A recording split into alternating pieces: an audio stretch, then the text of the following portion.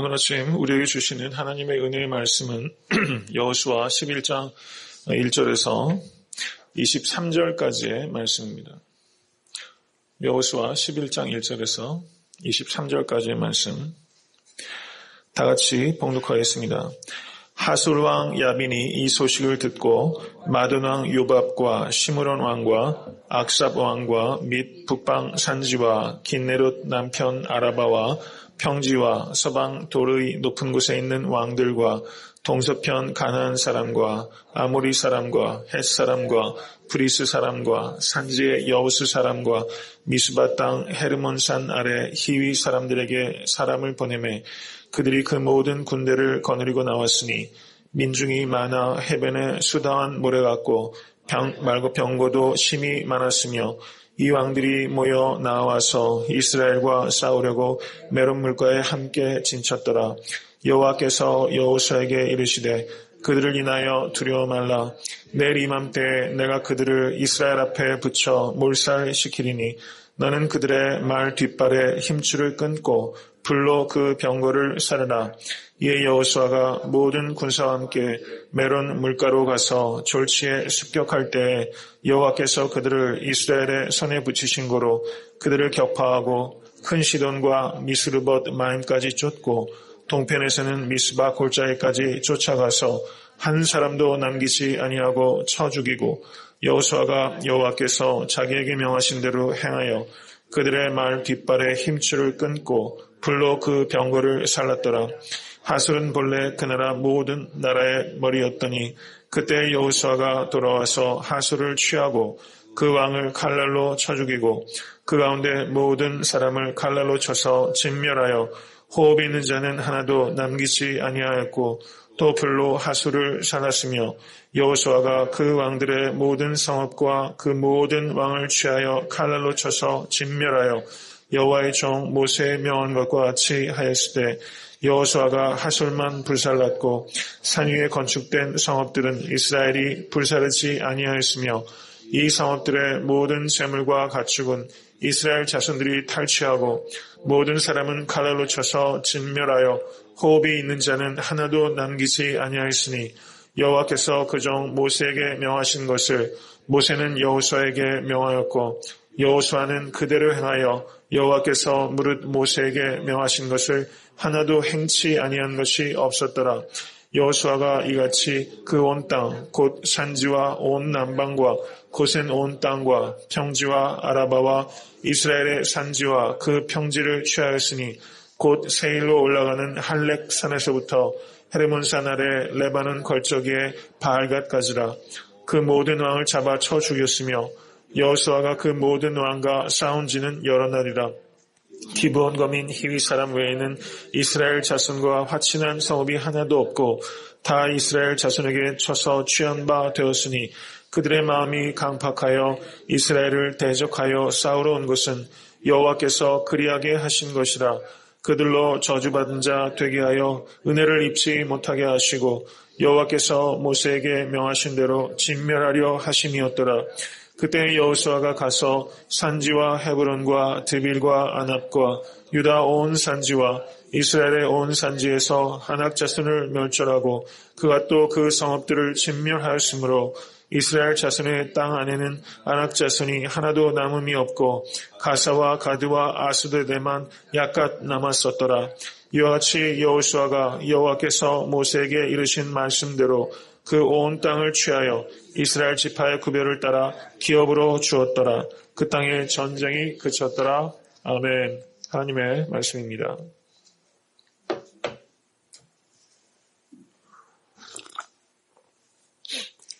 오늘 본문 말씀은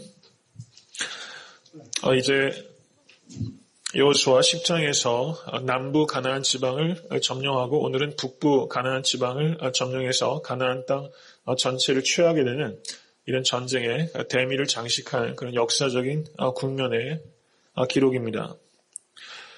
가나안 땅에 들어와서 전쟁을 한 지 이제 7년째 들어선 것입니다.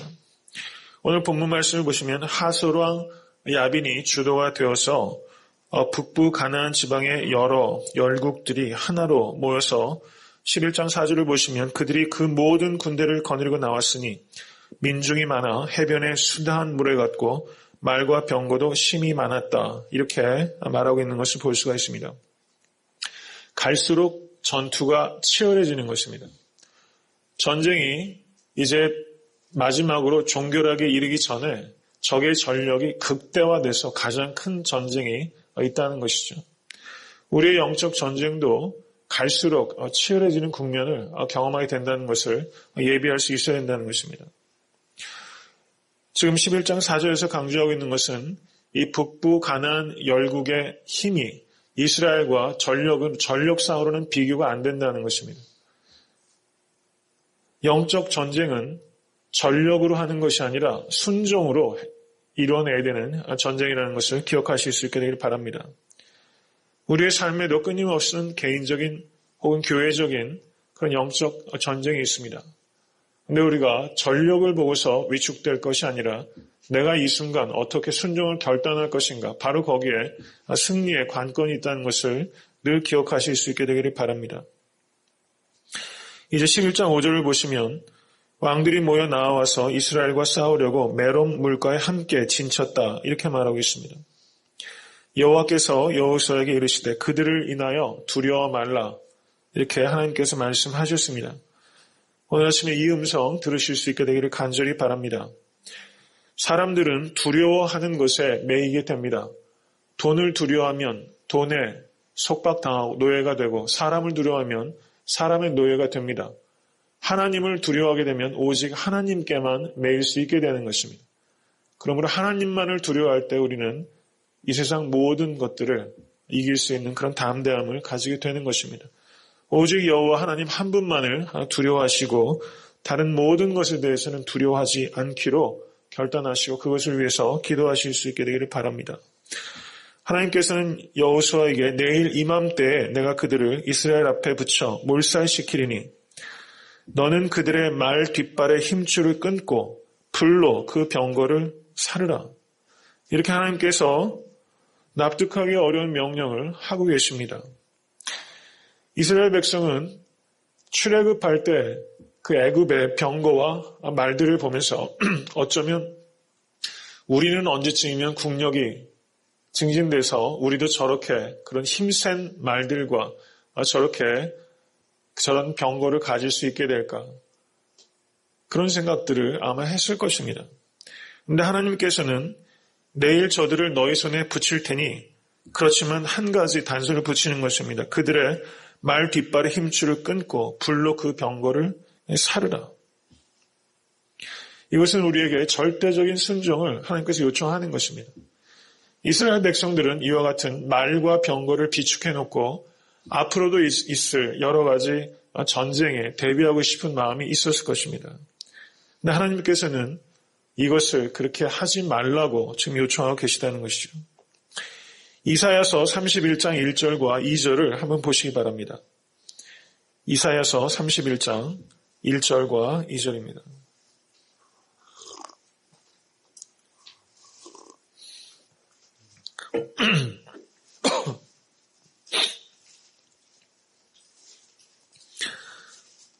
다 같이 읽겠습니다. 도움을 구하러 애굽으로 내려가는 자들은 화 있을진저 그들은 말을 의뢰하며 병거의 많음과 마병의 심히 강함을 의지하고 이스라엘의 거룩하신 자를 앙모치 아니하며 여호와를 구하지 아니하거니와 여호와께서도 지혜로우신즉 재앙을 내리실 것이라. 그 말을 변치 아니하시고 일어나사 악행하는 자의 집을 치시며 행악을 돕는 자를 치시리니 이렇게 말씀하고 있는 것입니다. 우리가 정말 두려워해야 되는 것은 북부 연합군이 아니라 말과 병거라고 할 수 있다는 것입니다. 하솔왕을 비롯한 연합군을 물리치는 것보다 전쟁에서 이기고 난 다음에 얻을 수 있는 전리품, 말과 병거들과의 싸움이 훨씬 힘든 영적 전쟁이라는 것을 우리에게 말씀해 주고 있는 것입니다. 혹시 우리가 마음속에 암암리에 내가 의지하고 있는 말과 병거들이 혹시 있지는 않습니까? 나의 소유와 나의 재능과 나의 지식과 나의 명성과 나의 자녀들과 혹은 나의 휴먼 네트워크와 어쨌든 그 모든 것이 무의미하다는 것을 말씀드리는 것이 아니라 그런 것에 혹시 말과 병거처럼 내가 비축해놓고 그것을 의지하는 마음이 있다면 하나님께서는 그것을 단호하게 불사르고 말 뒷굽에 힘줄을 끊으라고 이렇게 말씀하고 있다는 것입니다. 이것이 훨씬 더 힘든 영적 전쟁이라는 것입니다. 가장 큰 승리 뒤에 가장 큰 위기가 올 수 있다는 그런 겸손함을 가지고 늘 깨어 기도하며 오직 여호와 하나님 한 분만을 의지하는 여러분과 제가 될 수 있게 되기를 주님의 이름으로 간절히 축원합니다. 이제 이스라엘은 하나님의 약속대로 큰 승리를 거두게 됩니다.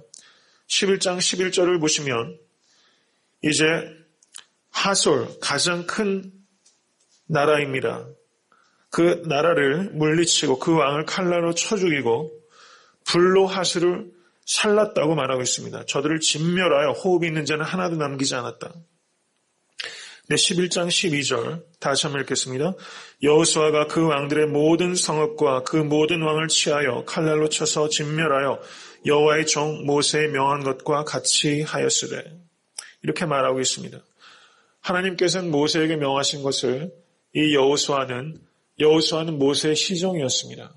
그 말씀을 낱낱이 그 신앙의 유전을 지키고 있는 것을 볼 수가 있습니다.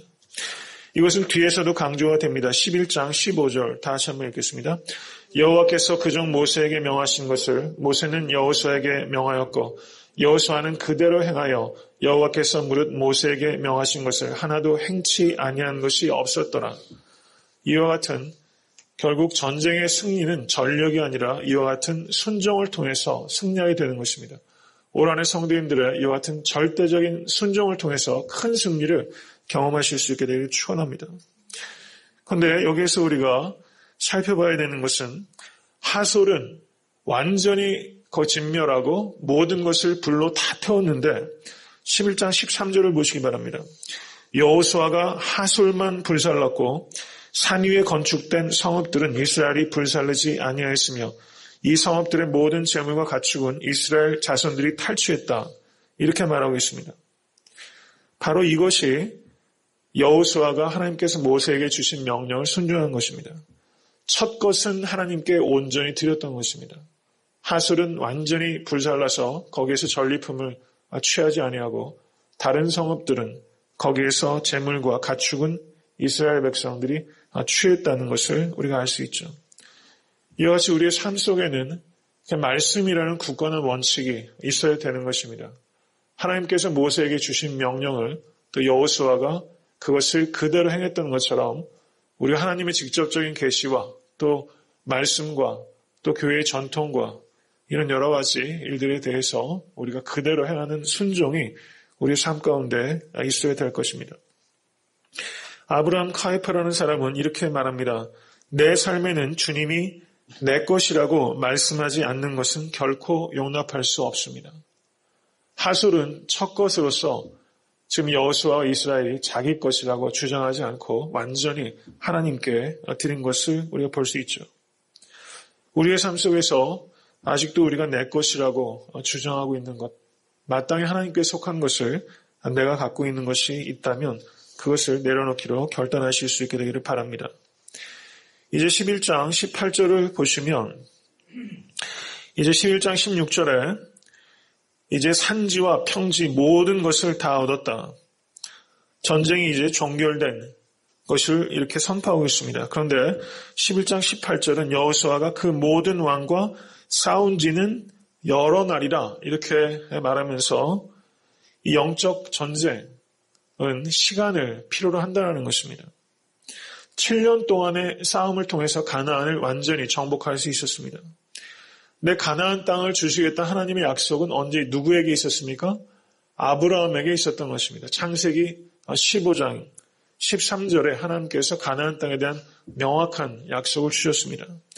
그리고 노예 생활을 400년 하게 됩니다. 광야 생활을 40년 하게 됩니다. 그리고 가나안 정복 전쟁을 7년 하게 되는 것입니다. 왕과 싸운 지는 7년이지만 이 땅을 완전히 이스라엘이 얻기까지는 수백 년이라는 시간이 걸렸다는 것이죠. 우리 영적 전쟁도 이와 같이 시간을 필요로 하는 전쟁들이 있다는 것을 생각하시고 이 전쟁을 감행할 수 있는 믿음과 인내를 갖는 여러분과 제가 될 수 있게 되길 바랍니다. 이제 11장 21절을 보시면 이스라엘의 온 산지에서 아낙 자손을 멸절했다고 그렇게 기록하고 있습니다. 이 아낙 자손은 누구입니까? 민수기 13장 28절을 보시면 이스라엘 정탐꾼들이 가나안 땅에 들어갔을 때 이 아낙 자손을 보고 완전히 압도됩니다. 그럼 뭐라고 말합니까? 아낙 자손 대장부들을 보니 우리는 스스로 보기에도 메뚜기 같으니 그들의 보기에도 그와 같을 것이다. 이렇게 말하고 있는 것이죠. 바로 그 아낙 자손을 멸절하기까지 이르는 것입니다.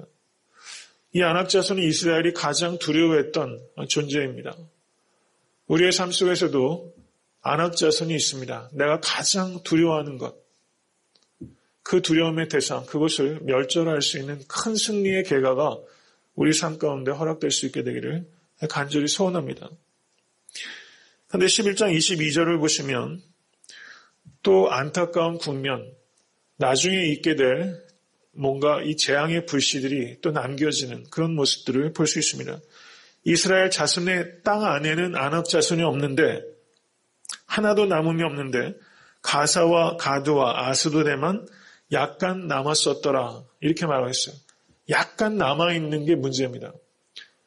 우리가 신앙생활하면서 약간, 조금만, 잠시만 이렇게 해서 이렇게 빈틈을 허용할 때 이것이 큰 나중에 실패를, 큰 후환을 남기는 경우를 우리가 많이 경험하게 됩니다. 여태까지도 그런 것들을 우리는 많이 경험하면서 살아왔습니다. 여기에서 이 가사는 나중에 삼손을 핍박하고 삼손을 잡고 또 삼손의 눈을 뽑고 했던 사람이 이 가사 사람입니다. 가드는 누구입니까? 가드 사람 골리앗. 골리앗이 가드에서 나오게 됩니다. 여호와의 궤가 어디에서 있게 됩니까?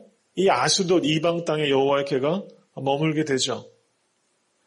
이와 같이 약간 남겨놓은 이것이 후환이 돼서 바로 이 삼손이 이 가드 사람에게 어려움을 겪고 이 가드 사람 골리앗에게 이스라엘 군대가 조롱을 당하고 여호와의 궤가 이방 땅에서 이렇게 머물게 되는 이와 같은 안타까운 일들을 경험하게 되는 것입니다. 우리 가운데 내가 약간만, 조금만, 잠시만 하고서 남겨놓은 그것들이 있다면 우리가 그것을 깔끔하게 청산할 수 있는 여러분과 저의 결단이 있을 수 있게 되기를 간절히 소원합니다.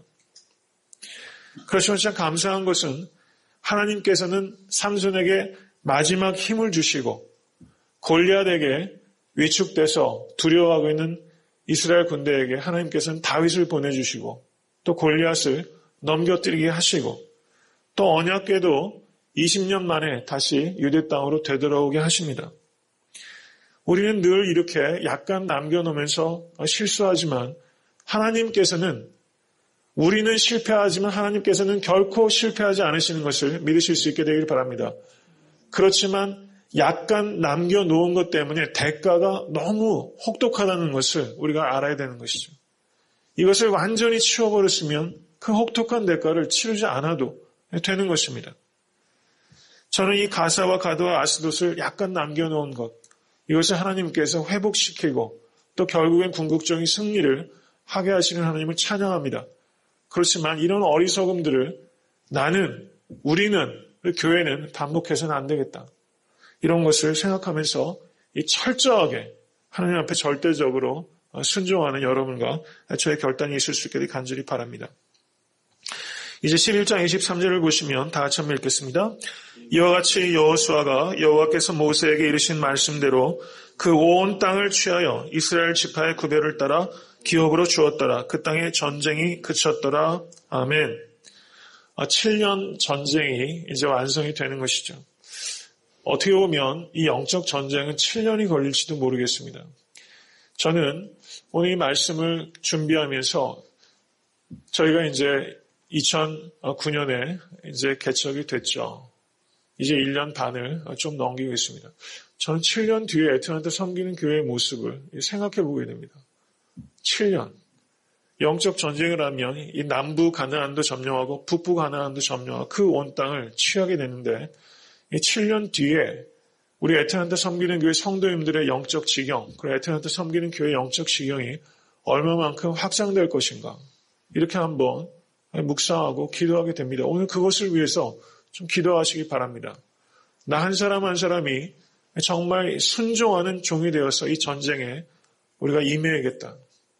하나님께서 이 북부 가나안 사람들을 두려워하지 말라. 내일 내 손에 붙이겠다. 이렇게 말했는데 11장 7절을 한번 보시기 바랍니다. 다 같이 한번 읽겠습니다. 이에 여호수아가 모든 군사와 함께 메름 물가에 가서 졸지에 습격할 때 어떻게 합니까?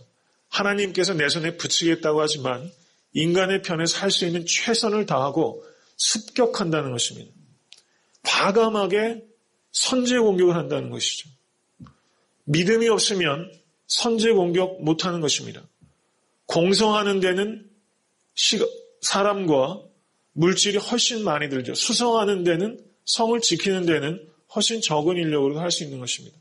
지금 이스라엘 백성들은 하나님의 말씀을 믿고서 과감하게 졸지에 습격하는 그런 전략과 전력을 구사하는 것을 보면서 하나님의 약속을 가진 백성은 결코 게으르지 않다는 것을 우리가 알아야 됩니다. 우리가 기도만 하고 공부하지 않는다든가 기도만 하고 전도하지 않는다든가 우리가 하나님을 그렇게 신뢰한다면 그것은 결코 신앙적이지 성경적이지 않다는 것이죠.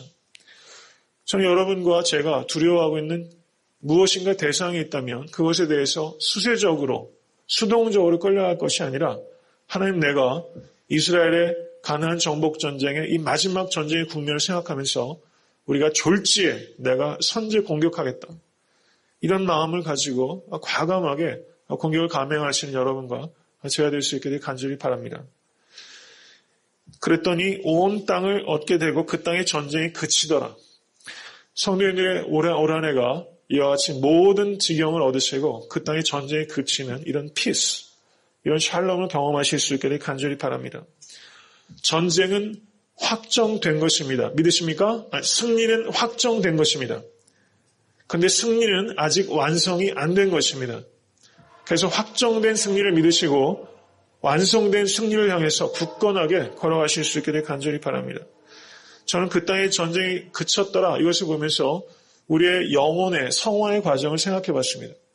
우리가 이 땅에서 육신을 가지고 있는 순간 우리의 영적 전쟁, 성화를 위한 씨름은 오호라나는 곤고한 자루라 하는 그런 씨름은 계속됩니다. 언제 그 전쟁이 끝납니까?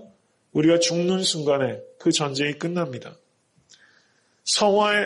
영혼의 성화의 완성은 죽음입니다. 육체의 성화의 완성은 예수님께서 재림하시는 영화의 순간입니다. 그렇기 때문에 죽음은 인생의 끝이 아니라 인생의 절정이요 인생의 완성인 것입니다. 활용점정하는 시간이 바로 우리의 죽음의 시간입니다. 그 시간에 모든 전쟁이 끝이고 참된 평화가 찾아오게 되는 것입니다. 죄를 지을 수 있는 가능성에서부터도 놓이는 시간, 하나님과 완전한 그런 교제가 이루어지는 그 시간들을 사모하시면서 더욱더 거룩한 성화의 여정을 힘차게 걸어가시는 여러분과 제가 될 수 있게 되기를 간절히 소원합니다.